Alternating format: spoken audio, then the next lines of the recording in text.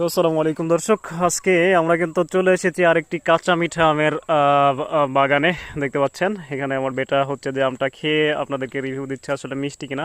তো বেটা আসলে কেমন খাইতে? মিষ্টি আছে? আসলে সুস্বাদু। সুস্বাদু? হ্যাঁ, আচ্ছা আচ্ছা, এই আম যদি দর্শকদেরকে দেওয়া হয় তাহলে কি পছন্দ করবে নাকি? অবশ্যই সুস্বাদু খেতে যাচ্ছে তো।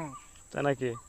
হ্যাঁ, আচ্ছা আচ্ছা, তো দর্শক দেখতে পাচ্ছেন আমের সাইজটা কিন্তু আগে যে ভিডিওতে দেখছিলাম ওরকম না। আসলে কাঁচা মিঠা আমের অনেক রকমের জাত থাকে, তো এইটাও এক ধরনের জাত।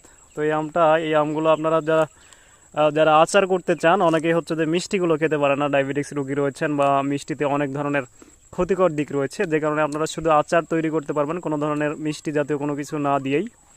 তো আসলে এটা এই আম দিয়ে কি আচার করা যাবে, মানে চিনি বাদে করা যাবে না?